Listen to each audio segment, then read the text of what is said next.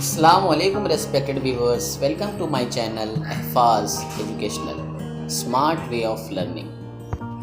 پیارے بچوں، احفاظ ایجوکیشنل میں آج کا ہمارا ٹاپک ہے اردو مضمون میری پسندیدہ شخصیت میری ماں۔ اس مضمون کو آپ اپنی مضمون نویسی کی کاپی میں خوش خط تحریر کیجیے اور اسے یاد کیجیے۔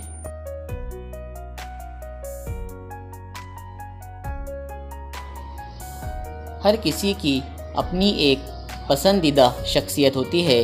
میری پسندیدہ شخصیت میری ماں ہے، کیونکہ اسی لفظ سے میری زندگی کی شروعات ہوئی ہے۔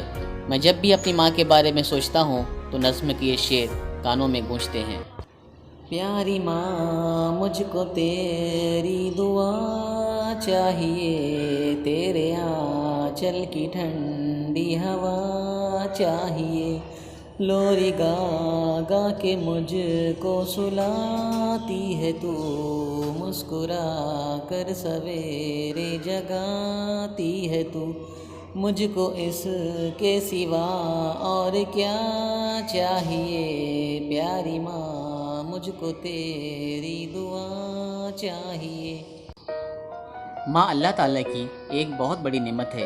اسی ذات کے ذریعے اللہ تعالیٰ ہماری تربیت اور حفاظت کرتا ہے۔ ماں وہی ہے جو ہمیں جنم دیتی ہے اور ہماری دیکھ بھال کرتی ہے۔ تاریخ ایسے بہت سارے واقعات کی تفصیلات کے ساتھ پر ہے، جس میں ماؤں نے اپنے بچوں کے لیے طرح طرح کی غم برداشت کرتے ہوئے اپنا سب کچھ قربان کر دیا۔ یہی وجہ ہے کہ ماں کا رشتہ پوری دنیا میں قابل احترام اور اہم سمجھا جاتا ہے۔ ماں صبح سویرے اٹھتی ہے، ہمیں وقت پر اسکول جانے کے لیے تیار کرتی ہے، وہ سارا دن گھر کا کام کرتی ہے۔ ماں ہمیشہ ہماری خوشی میں خوش ہوتی ہے۔ اسے کوئی دولت نہیں چاہیے، اسے صرف اپنے بچوں کی محبت کی ضرورت ہے۔ ماں ہمیشہ اپنے گھر والوں کی خوشی کے بارے میں سوچتی ہے، دن بھر ہماری خدمت میں مشغول رہتی ہے۔ ایک شعر ہے جو ماں کی عظمت کو بیان کرتا ہے، لبوں پہ اس کے کبھی بد دعا نہیں ہوتی، بس ایک ماں ہے جو کبھی خفا نہیں ہوتی۔ ماں ہماری پہلی استاد ہے، وہ ہمیں اچھی تعلیم دیتی ہے اور معاشرے میں ایک اچھا انسان بنا دیتی ہے۔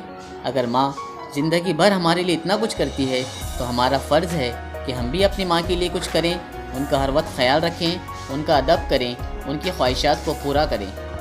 مضمون کے اختتام پر ایک شعر تحریر کیجیے۔ ابھی زندہ ہے ماں میری، مجھے کچھ بھی نہیں ہوگا، ابھی زندہ ہے ماں میری، مجھے کچھ بھی نہیں ہوگا، میں جب گھر سے نکلتا ہوں دعا بھی ساتھ چلتی ہے۔